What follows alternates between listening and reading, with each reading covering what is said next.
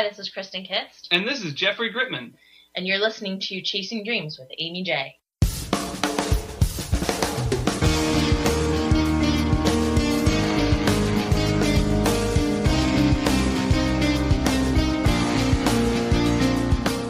Welcome to Chasing Dreams podcast with Aimee J. Aimee believes that realizing a life without regrets is achieved by taking chances, chasing your dreams, making moves, and overcoming your doubts. The Chasing Dreams podcast will help you overcome life's obstacles, believe in your potential, and inspire you to face your fears. And now here's the woman who is passionately pursuing her dreams, Aimee J.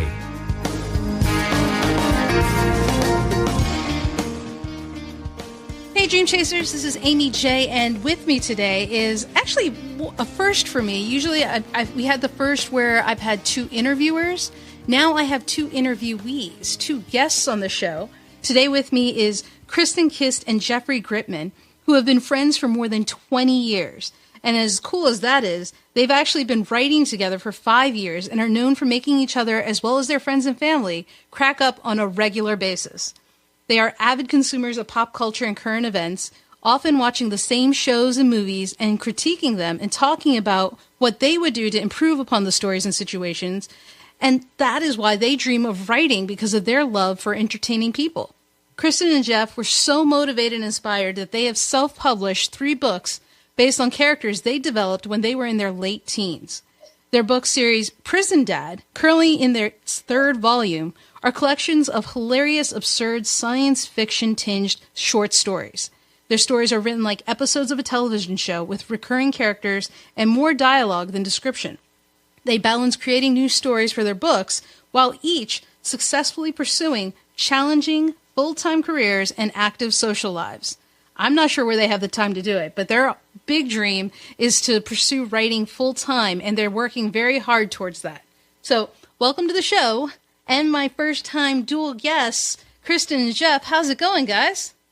Everything's going pretty well, Aimee. Thanks for having us. Yeah. No, I'm so excited. So, for those of you who know, you know what, you have no idea, Cristin and I actually worked together in our daytime lives, and I found out she was a writer, I want to say, actually, during my interview process. Right, Cristin? Yes, that's true. One of my famous interview questions is to ask what makes you laugh, and that usually opens up to me sharing what makes me laugh. And I think it's a good indicator of the kind of relationship you'll have with a person to sort of understand where their humor is, especially with the type of work that Aimee and I do. We do pretty intense contract negotiations in our work day. So, yes. So we escape, and I think that's when I actually told Cristin I was doing this podcast show. And I was like, that's amazing. And one of the first things I did was buy their books from Cristin. She autographed it for me. It was just amazing. I mean, because she was the first one I knew who had self-published a book. It was really fun to be able to be involved in that process. Jeff and I started writing Prison Dad stories just sort of as fun because we had the character in mind for a long time. Mm-hmm. And we wrote them originally to be a TV show, but my fear was that if we ever did get them to be a TV show, once the producers and directors get involved, they can really change your story a lot. So I wanted to have a blueprint of what our original idea was. And I thought, let's make it a book. And we found out you could self-publish through Amazon, and that's what we did. Mm-hmm. Well, let's rewind a little bit, because you guys have been together and friends for more than 20 years in your teens. Yes. And you're still close friends. Not only that, you're working together, but that's the next thing. Did you guys go to school together? We did. We went to high school together. Yeah, high school. Cristin was 2 years ahead of me. So she was in the same grade as my brother. Yes, Jay. Yeah, we went to high school together at Parkland High School in Orfield, PA. Not the cool new one that looks like the Millennium Falcon. No, we went to the old one. Yeah. No, it seriously does, Aimee. Look it up. It's cool. Yeah. But the old one. And yeah, so we went to school together.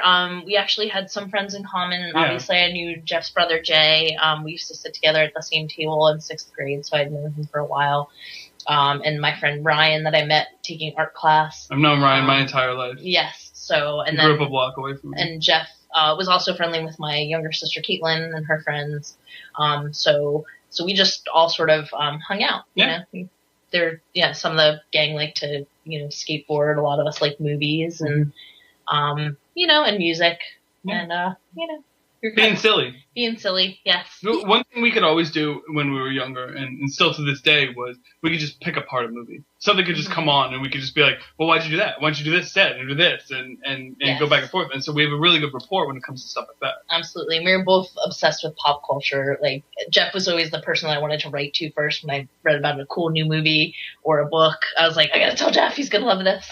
Now, is it safe to say that you would be each other's phone a friend on Who Wants to Be a Millionaire? Oh, yeah. Yes. Totally. Yes. Because that's the vibe I'm getting. Yes, typically, and we have no problem correcting each other. No. I mean, because it's quite impressive. I mean, it's impressive for you guys to have been friends since high school and still remain friends. Was there ever a gap where you lost touch with each other or anything like that? We never really lost touch, but we started hanging out a lot more when Cristin moved to Norristown. Right. Because that's where I lived. I lived at the time. I lived in Norristown, and she seriously moved like 2 minutes away. Right. And so then we were hanging out like all the time, and that's really when we got the time to like write. Right. And because we just kept talking about story ideas and how great these characters are and how much funnier.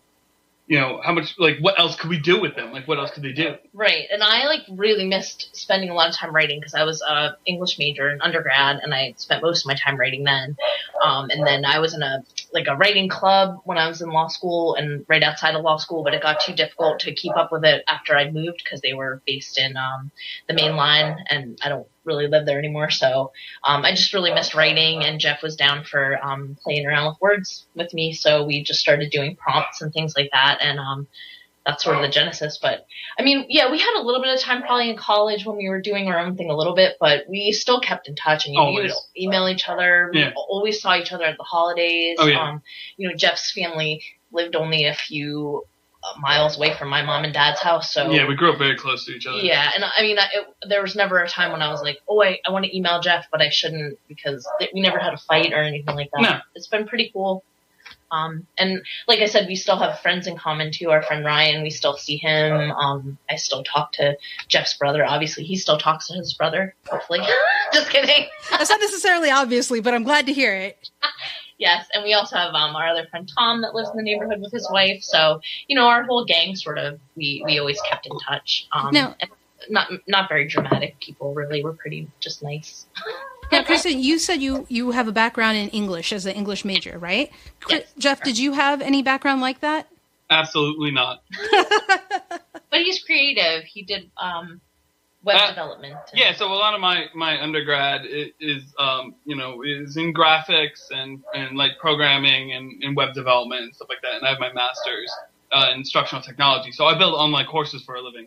So I do graphics and I do audio and video and programming and all these things like combined into one. And every day I'm doing something different at work. So am I right in saying that you designed the covers for Prison Dad? Yes, I did. That's very cool. Like, to be able to not have to outsource things like that, that's not often that you got everything you need in the team, It's true.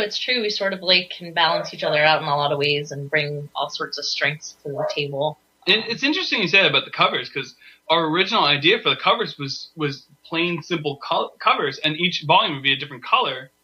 And then I got this idea one day. I'm like, oh, well, why don't we just do this? And we just throw in a bunch of different concepts. So there are actually, I think there's probably about 30 copies floating around of the Prison Dad book that are just this black cover. Yeah. And then the next 100 and how many that have been sold, hundreds of copies have the graphics, and the graphics are so much cooler. Wait, so there's a rare first edition out there? Yes. I think I have 3 copies of it. So I know I have one at home. Someday when we're really famous, we'll write something cool in them and sign them. People should look for it. If you have a rare first edition, hold on to it. You don't know what's going to happen to that book. You just never do. I mean, that's the exciting thing about life. You never know where it's going to take you. So now, Prison Dad, you created when you guys were friends early on. So that was what? Teens? So that was also about maybe 10, 15, 20 years ago? We were going to the bar. Yes. So we could, because we would go to this Irish bar in Allentown, Callahan's. Yes. I haven't been there in... No, is it even still there? I guess it is. It's probably about 10 years. They had a mug club, and they, it was an Irish pub, and they had a lot of beers on tap. So the original concept of... Cristin came with the original concept of Prison Dad was that he would be this old grizzled man, and he would be in jail, and he'd have a ton of kids, and that his kids would just come to him for advice, and he would just give them horrible advice. Right, based on his own bad life decisions. Then as we got older and we started realizing, we started writing things down, we're like, we can't make him this old character who's in jail all the time. We made him younger, and we still gave him the ton of kids. He's supernaturally attracted to women. There was no science fiction in the first iteration of the character. Right. And then we gave him friends. Right. Too, because like the original one, he was just getting shit. No friends. Yeah, Well, he's still grizzly. He's still a grizzly kind of character. He's a mess, but he's a lot younger than attractive. The original iteration. I guess. So, like, actually, I think the original iteration probably shows up in one of the other characters we've developed in the book, who's this older gentleman that's always peeling oranges. That's definitely that's really who we saw as being like the original prison dad. He was like a grizzled, angry old man who had spent most of his life in jail all the time, right, in prison. Whereas our character Les is more in and out of jail. And he's not doing anything. There's no violence. No. There's no drugs. Yes. There's no... It's petty theft, really. It's silly crimes. Like the one time he gets arrested for trying to steal a giant inflatable monkey off of a car dealership and right, a tip jar. He's trying to steal coffee in one story to resell to the people in the trailer park as his own business. Right. So he's naughty, but, he's not... I wouldn't really characterize him as evil. No. And I don't know that we ever really thought of him. He's just lazy. Evil. Yeah, lazy. Yeah. And grumpy? Yes. Yeah. Grumpy. Very selfish. Selfish. Yeah, very selfish. Yeah. So you created this character, and you guys didn't write it right away, though. No, we just talked about it. So it would be one of those things like where we'd be hanging out at the bar and be like, I wonder what prison dad would be doing right now. And, what if his kid asked him for advice on homework? How would he respond? And we would make ourselves laugh and our friends laugh. And then, people would mention it to us over and over again over the years. Like our friend Tom at his wedding said, I hope you come up with wrote that in the thank you card. With a prison dad story from this wedding. And so they got married probably 2008. Yeah, in 2009. So that was even before we wrote anything down. Yeah, and originally when we were doing our writing exercises, we weren't writing about prison dad. We were just sort of riffing on, whatever the prompt was. But eventually, we sort of both ended up, starting to write stories about who we thought prison dad would be now. Right. And it just, it just metamorphosized from there, with building out the other characters in his life and.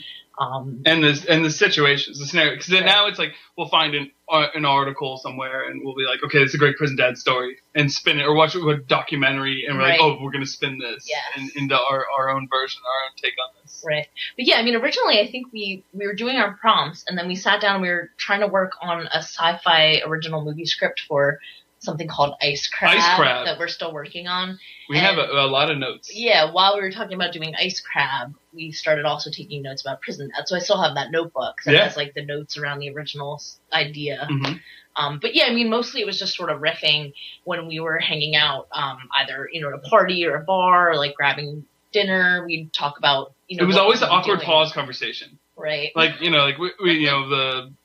get past, like, you haven't seen someone in a while, you get past all the pleasantries, then you're like, what prison dad be doing right now? Right. And then it would be so funny because that... It's like an icebreaker. Yeah. Yeah, kind of. Like, remember how we've always been friends.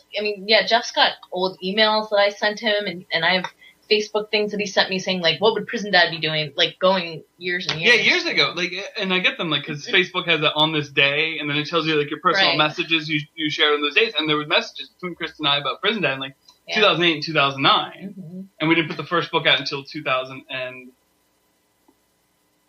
13, I think. Yeah. No, it was 2014. 14. Yeah, 2014. Yes. After that. Yeah, I couldn't even remember. No. Well, we were writing it in 13. So when you create this idea and you have this idea, did you guys have a plan for it? Did you sit down and say, hey, okay, prison dad, let's make this happen. Let's figure out what the plan is going to be for this, and let's go ahead and get the book out? Or was there something in between and then the book kind of came afterwards? So we had been just writing the stories for fun for a while. And our original idea was like, can we get this made into a TV show somehow? How would we get in touch with people? What would we do? And then, we had a bunch of stories and a bunch of things started, and I had started I like to write freehand. Now I'm more into typing, but originally I wrote everything freehand. So I had started typing the stories up, and I read a book like a few years before that this woman had self-published through Amazon, and I was like, that is a really cool idea. Like, I wonder how hard it is to do that. And I raised the idea with Jeff because I sort of explained to him, my uncle wrote scripts, and he had a couple of his scripts made into movies that were so like not anywhere near his original idea. Turk 182 is an amazing movie. It really is, but that's not the story that he wrote exactly. So I was a little scared about putting it out there without having sort of a basis explaining what our ideas were and what our vision was. So I raised the idea to Jeff of maybe self-publishing, and he thought, yeah, why not? And so we looked into it and figured out how to make it work. And then we got the first volume together and spent a lot of time editing it. And at the time Volume 1 came out, we pretty much had Volume 2 written, and Volume 3 was mostly written. Right. At the time. So, like, you know, we had and we still have a backlog. Volume 4 just needs to be edited. Right. But we kind of want to space it out because we put 3 books out in a year. Yeah. So we kind of want to slow it down a little bit.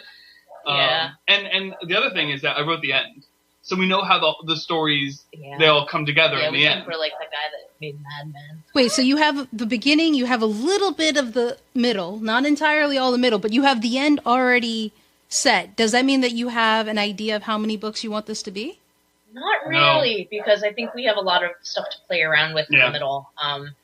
But we have over 100 stories written, and so there's 40 published because there's 31 in print, and then we do free stories online every month, and there's 12 of those now. Yeah. There'll be 13. Cristin wrote the 13th one, which is a spoof on making a murderer and making a thiever. Yes, the grammar is incorrect on purpose. Yeah.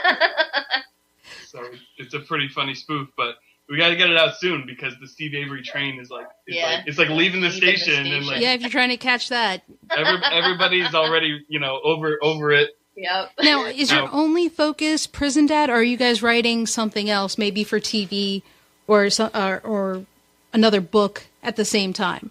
I have kind of like a superhero kind of novel I've been working on and off for over a year now. And every time I pick it back up, I have to read the whole thing again to remember where I am. And I really like it. And I really like where it's going. And I have a lot there. And I have a lot of notes where I want to go. I just need the time, between podcasts and Prison Dad and having a toddler and working full time. I just need to get the time. Because Prison Dad is priority number 1. Yeah. This is a lot lower on the priority list. But it's really good so far. And there's Prison Dad characters in it.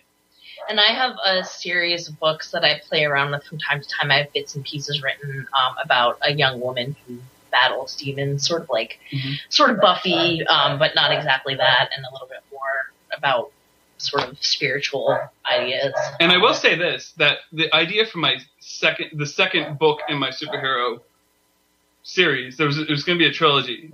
Unfortunately, as I finished making all the notes for it, I didn't write any of the story yet, but it was pretty much the same plot to the Jessica Jones show that came out. I'm like, oh man! So I so a little tweaking is necessary, huh? Yeah. So I tweaked my notes, and I know how I'm going to fix it now. But as soon as I got halfway through Jessica Jones, I was like, you gotta be kidding me! Well, minds think alike. A writer's frustration. I know. You got to get that stuff out there really fast so it's current and, Well, you actually bring up a good question there, Jeff. Where do you guys find the time outside of the regular full-time job, a family, your social life? I mean, because I know you probably as well. Cristin has a very mentally demanding job, and by the time you get home, you're exhausted. I am. But no, so Jeff makes us be organized and everybody work.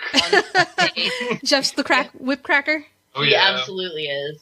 We usually set time aside on Sundays, which is what we're doing right now. Sometimes it's Saturdays if we have other commitments. Yeah, we always fit the time in. If it can't be like there was like a weekend, there was like a lot of snow, and then my kid got sick, so then we had to do everything on like Monday night, and then a problem now is like now we're doing podcasts. And so the podcast, that there goes an hour into like our, what we were spending writing. So it's like we either start the day with the podcast or end the day with the podcast. Right. So we're not breaking up the writing schedule. Right. But we make it work. Yeah. And when I try to get up and do other things, Jeff reminds me that my job is to focus on writing.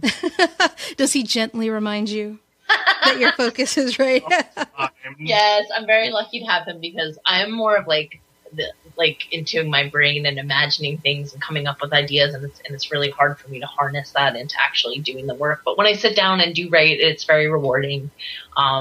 So it's good that he keeps me on task.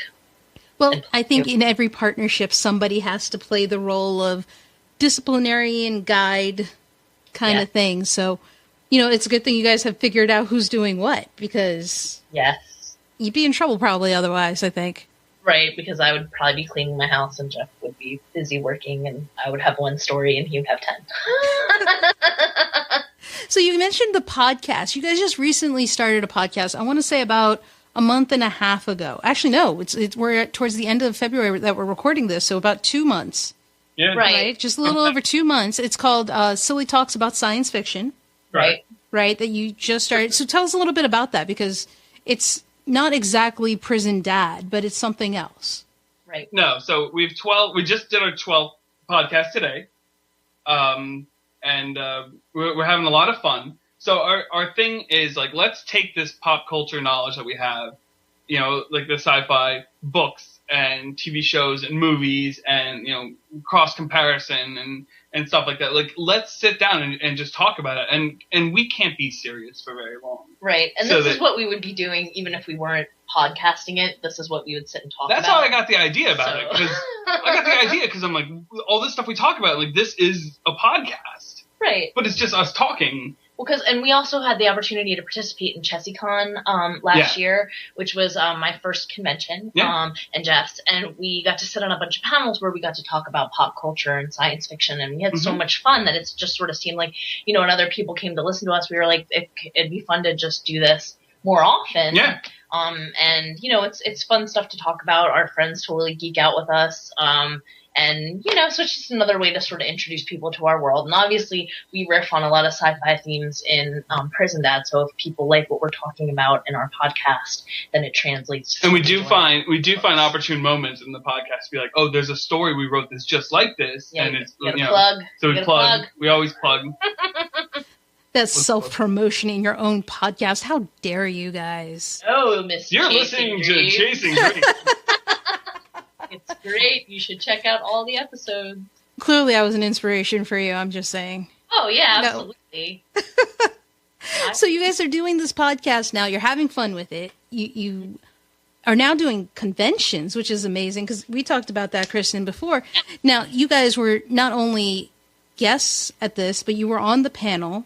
Yeah. Right? And tell us a little about that experience. I mean, you've never done one before. How did this happen? It was so cool. So my neighbor Rachel is a really friendly woman. She is a software programmer, and I just happened to talk to her when I was out walking my dogs, and Jeff would too.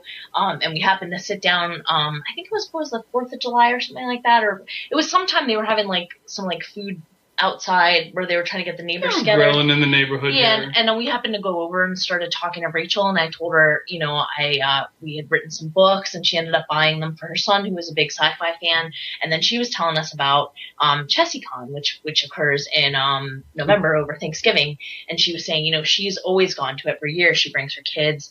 And she knows the people that set it up, and she said if you'd ever be interested, and we were both like, absolutely, how do we do this? Yeah, tell us what to do. So, and then she hooked us up with a woman, Jo, who's a coordinator, and we just started emailing back and forth, and Jeff came up with the idea of doing a presentation on sci-fi comedy to sort of introduce people into what we were about. And so we were working really hard on that. But then in the meantime, there were other panels for people to sit on, and Jo offered if we wanted to do that. And we said, absolutely. So she signed us up. And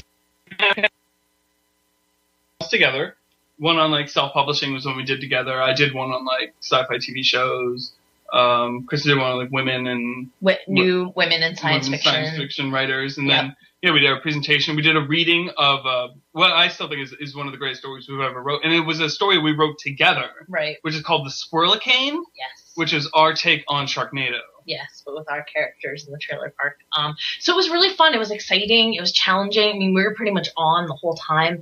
We went from one thing to the next, and then in the middle, we were trying to catch up with my friend Rachel. And we had like a 90-minute window where we left the hotel and like went and got pizza. Yeah. Because like we needed to get out because we were just in there and just do it. Like, it was like back to back to back, and it was so intense because we never did anything like that, and then it was like boom. But it was fun. I mean, we met a lot of nice people. Yeah, we did.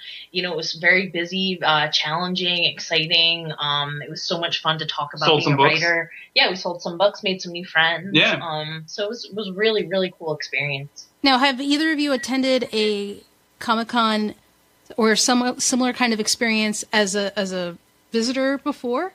No, I haven't. I have a couple of times in my life. So you were kind of prepared a little bit for what this would be like. Not at all. No. I had an inkling, and I knew, like, you know, we need to get together because, like, we didn't do a free story for November, right? Right. Because we were doing all this stuff, right. all the preparation and stuff like that. And I was working on the presentation like a couple times a week too, like getting it ready in the format because I needed something that, you know, say we didn't have my computer and we needed something web ready or what, you know, like I had to like I planned for like every contingency and setting up the visuals because you did a PowerPoint thing. The whole thing's on our website too under the events page. Yeah, it was a lot of fun. But I had no idea what I was getting into. I'd only ever seen like, you know, like TV shows about conventions, like that one that we watched about bronies. Did you know about those Aimee? It's people. It's like My Little Pony, right? Yes, like yes. Teenage men that. One of our characters, one of our prison dad characters, is a brony. Yeah, after we watched that documentary, so I saw like what they were like, but I had never been to one until we went to ChessieCon. So it was definitely eye-opening. It was fun though. Now you guys are doing the self-publishing. You're writing yourself. You're publishing yourself. You kind of fell into this publicity here with the Comic-Con or ChessieCon. But are you guys doing anything to kind of promote yourself? Try to get professional publishers to find you, or you have no interest in that? We're trying to figure out the way to work what that to do. in. Yeah, I mean, Jeff was originally really wanting to focus on that, but after we went to ChessieCon and sort of heard about a lot of other people's experiences, my concern is just sort of making sure that we maintain creative control. And I'm only really interested in going with a serious publisher if they would really do a lot to market and sell our books and also provide a lot of editing support, which a lot of the small publishers are not going to do any more than we already do ourselves. So many people there were so down on self-publishing because they were so down on self-publishing and they were so down on the fact that you have to do everything yourself. But on the flip side of it, they were talking about how they're published and they have to do everything themselves. Right. So I'm like, you know, I think that if we try to get volume 1 published, you know, you gotta submit it to like 200 publishers before you hear something back. Right. And then even that's not guaranteed. Yeah, exactly. Right. And they're not going to do any marketing for you unless you're Stephen King. I mean, that's just how it is. They're not going to have posters for you. They're not going to set up book signings. You have to, and that's another thing. So Jeff has set up a number of book signings for us. We do those periodically. Yeah. We're planning on doing ChessieCon again. Yeah. If we want to get on more conventions. Yeah, we just gotta. Now is the time to Google for them. To start looking for stuff like that. But yeah, I mean, we go to parties and talk to all of our friends about how we do this. I tell my family about it. I put it in my Christmas card every year. You know, we have a website and we're always adding content to that. And so we're trying to find ways to market it on our own. But from what I understand, that's really consistent with what happens if you're not a famous person and you publish a book anyway. Yeah. Well, you guys have done an amazing job. I mean, your website is very active and up to date. You have your activities that you have like ChessieCon, and you have these book signings happening. I mean, it's not like you're not doing anything. It sounds like you're doing more than what you would get if you were professionally published, but at the same time with less stress, probably. Mm-hmm. Right, because it's all us. I mean, you know, nobody's yelling and screaming at us to do anything. We do this because we want to and we love it, and it's fun for us. The great thing about using Amazon is that they're just providing the means. Right. You know, some of these other self-publishers, they say they're self-published. They're like, okay, we'll publish your book, but you have to buy 2,000 copies. Right, which is awful, and they don't provide editing Where would we support. even store 2,000 copies? Right, you have to have all that money up front. I ordered 90 copies last year, and it was tough to store 90 copies. I know. So. I can't imagine 2,000. Can you imagine the wall space that would take? No, and it's really sad, because it's a lot of people that all they want to do is just get their story out there, but they are on their own, and they might not have a background in editing, and they get sucked in by these shady companies that will publish their book, but then it's thousands of dollars that they have to pay up front, and that's not how Amazon is at all. But you just have to go in there and know what you're doing. So Jeff made our covers. Some people have to go out and buy cover art, so that's an additional expense. Editing is cross edit. So I typically do the technical edits. It's hard because you do miss things and it's frustrating. But I do read the stories. There's professional published books that are out there that there's typos in. So to find one or two is fine. Stephen King, for example. If Stephen King is typing in there, I'm not too worried about Prison Dad having one. No, but not that there's any. There's none. No, we do the best we can, and it's a lot of the editing programs that you can look into, or people edit for you. It's based on word count, and it gets everything really is word expensive. count. In this business, it's all word count. It's crazy into word count because your word count dictates the length of your book. Just say it's the weight, which is how much the shipping is, and it just boils down to so much stuff where we just don't care. Our goal is to write short stories, so typically they're less than 20 pages. Sometimes they go over that. Rarely, it happens though. And we collect them into these volumes. But eventually we might end up writing novels. Like Jeff said, he's working on another idea. And, I came with a great idea the other day and wrote 10 pages in one night and haven't touched it since. Good job. So you're having fun. I think that's safe to say, right? Absolutely. Love doing this. When you don't know what the next step is, like you were talking about, now would be the time to reach out to conventions. How do you figure it out? Do you guys have someone you go to, or? Nope, it's just us, the two of us. It really is just the two of us. And Rachel, helped us out. My roommate Christy, from I think we were roommates in 2001, 2002. Christy works at the Moravian Bookshop in Bethlehem, and we've been there twice. And both times we've sold so many books. Yeah, it's been great. It also helps that the books take place in Lehigh Valley, and the bookstore was in Lehigh Valley, so that was that does help. That's a good selling point. Yeah, it to really get people interested. And then Harleysville Books here, close to us, they've had us once, and then we're members of the writing group there, and they're pretty friendly, and so we went, and we had a good time, and we're going to go back again, pretty soon. But it's probably just gonna be down to the two of us taking some time and figuring out who wants to focus on what. One of us is gonna have to go look around to see where else we can do signings, and the other one will probably look at conventions and seeing, can we get in as a vendor or something, so we don't have to pay the fees, and see if even if we can get there just to meet people, even if we can't participate. But it's a lot of times we'll be writing stories and I'll look over and Jeff's checking out websites for where we can submit things, or we did a writing contest too, so we're always looking for things like that. Any other challenges that we can take on. We didn't win the writing contest, but we were so proud of it. Should we say what we? Yeah, we wrote an episode of Brooklyn Nine-Nine that we sent. Oh, how awesome! It was so much fun. And we shared it with a bunch of people, and they're like, you nailed it. They're like, I can see every character doing these things. This is great. We had so much fun. We were so amped, but I think it was the level of experience. They probably wanted established TV writers, not just a couple of kids with self-published books. Yeah. Hey, you never know. If you enter another contest, maybe that'll be the winning entry, and we'll see you guys on TV one day, which is very, very cool.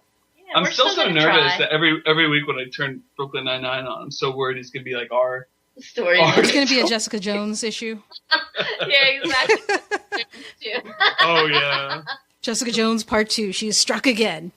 Well, these things happen because, Aimee, you're familiar with intellectual property rights law, but when you get copyright law, we don't have any real ownership in that story because those weren't our characters. No. They weren't, it's like Sylvester Stallone got a script for one of the Rocky movies because some guy wrote it and was like, hey, let's make this. And he was like, yoink, thank you. Yeah. I'm not paying you for this because these are my characters.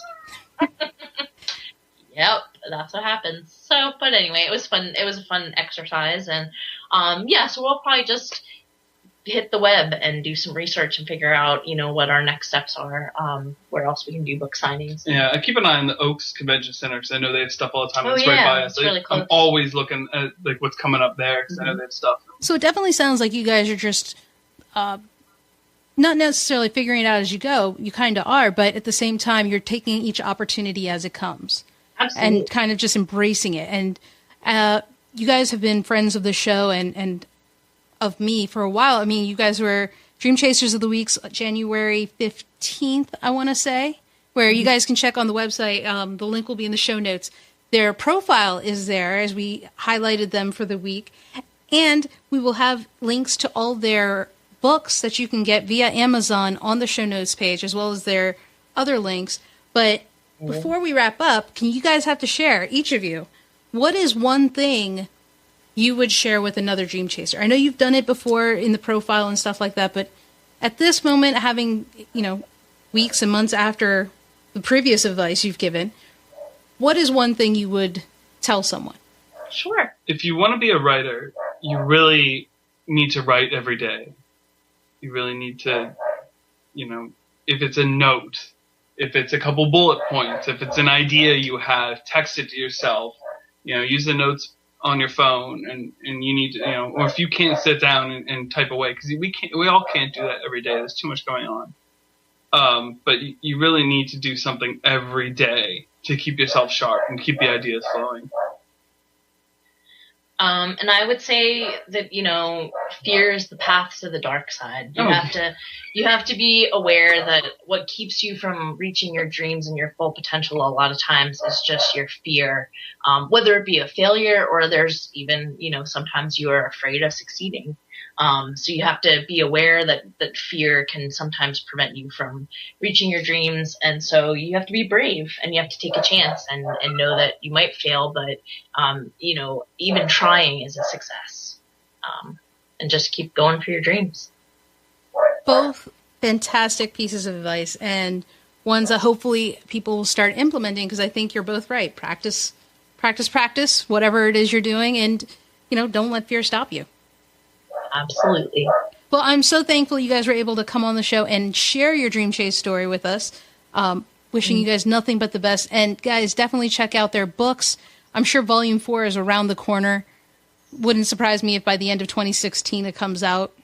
Is that fair? Or are you thinking 2017? September. Yep, that's fair. It'll be out. Because it's done. But what we're actually going to do in the interim, though, is we're taking all of our free online stories and we're putting it into another volume, which we're calling Prison Dad Things and Stuff Collection Volume 1. Right, we're making fun of Rick from Walking Dead.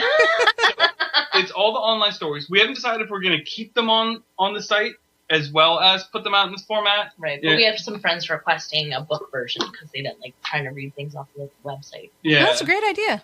Yeah. So that'll be fun. So we're doing that. That should be awesome. And there'll be a couple of extra stories in there too. Yes. Well, we'll definitely keep an eye out and see what you guys are doing next. It wouldn't surprise us if we see you in Hollywood or something next. I hope so, Aimee. Thank you so much. And that was Cristin Kist and Jeff Gritman. I hope you guys enjoyed their story as much as I did. And please take heed to what they were saying. Practice does help. So if you want to do writing, write every day. If you want to play music, play your instrument every day, whatever it is. Those are just examples. So do that and don't let fear hold you back. Do what Cristin said. Be brave and chase your dreams. So until next time, guys, you can find all the show notes and any links mentioned today on the show notes page for this episode over at chasingdreamshq.com/episode 34. That's episode 34. Until next time, Dream Chasers, keep chasing. Thank you so much for listening to Chasing Dreams. Aimee would love to connect with you and hear all about your pursuit of chasing your dreams. Connect with her on Facebook, Twitter, or Instagram via @ChasingDreamsHQ. Or you can find Aimee on Twitter @AimeeJ21. That's AIMEEJ21. Be sure to visit headquarters over at ChasingDreamsHQ.com for more inspiration, motivation, and resources to help with your own dream chase. We hope you'll join Aimee next week, and until then, keep chasing.